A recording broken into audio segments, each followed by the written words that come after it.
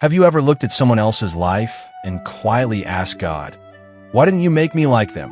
Have you ever watched people praise someone else while you stood in the background, feeling invisible, wondering what was wrong with you?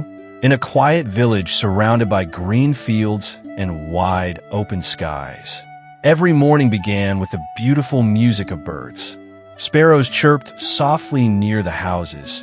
Pigeons fluttered proudly across the rooftops. And when dark clouds gathered, a magnificent peacock would open its colorful feathers and dance, making people stop and admire its beauty.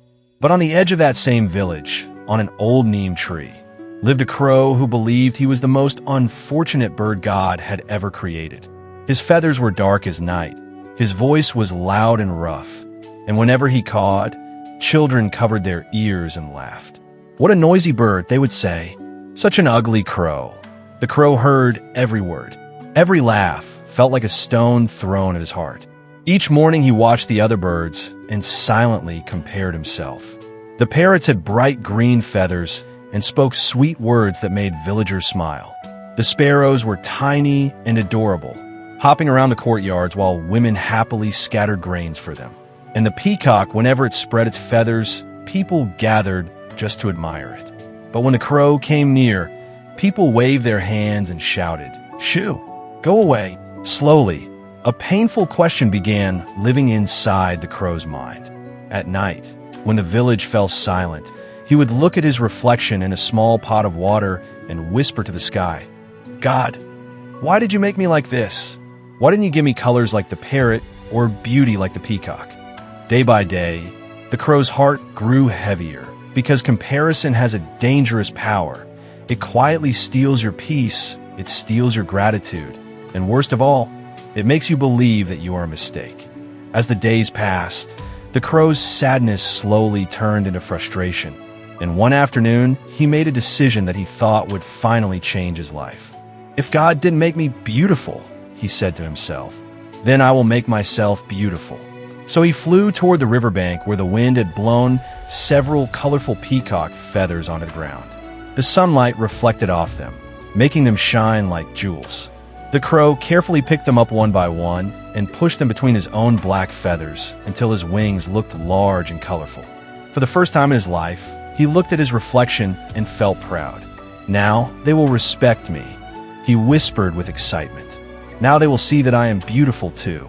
With hope filling his heart, the crow flew straight toward the village, imagining people gathering around him with admiration the same way they did for the peacock. But the moment he landed near the houses, the wind blew slightly and one feather slipped out, then another, and another, until the colorful feathers slowly fell to the ground. The villagers stared for a moment and then burst into laughter. "Look at this foolish crow," someone shouted. "He's pretending to be a peacock." Children pointed at him, laughing louder than ever before. The crow felt his chest tighten with shame. His wings felt heavier than stone.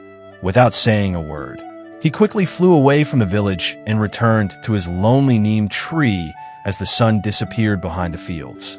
That night, the moonlight touched his dark feathers, but for the first time in his life, the crow felt completely broken. Sitting alone on the branch, he looked up at the silent sky and whispered with pain in his voice, "God, why didn't you give me beauty?" The wind moved softly through the leaves, but no answer came. Days passed, and the crow spoke less, flew less, and slowly began believing the most dangerous lie of all, that he was completely useless. But life has a strange way of revealing our PU. A few days later, the sky suddenly turned dark as heavy clouds covered the village and rain began to fall without mercy. What started as a normal storm slowly turned into a terrifying flood as the river beside the village began rising higher and higher, creeping toward the houses while people panicked in the darkness of the night. Children cried, animals ran loose through the streets, and families rushed to save whatever they could. The beautiful birds that the crow had always compared himself to quickly flew away to safer places.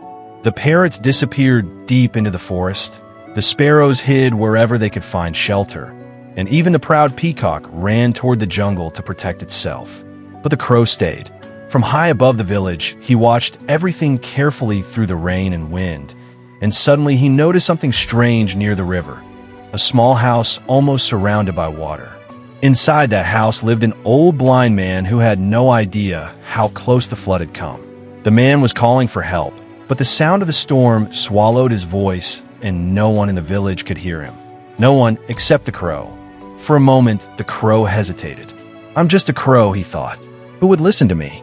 But then another thought flashed through his mind like lightning. God made my voice loud. Without wasting another second, the crow began flying in circles above the house, cawing as loudly as he could again and again and again. At first, the villagers were annoyed. This crow is shouting even during this disaster, someone complained. But then one man looked up and noticed something unusual. Wait, why is the crow flying over the same house again and again? Curious, the villagers followed the crow through the rain, and when they reached the house, they saw the old blind man trapped inside with water rising around him. Quickly, they rushed in and rescued him just in time. From the sky, the crow watched quietly as the villagers helped the man to safety and for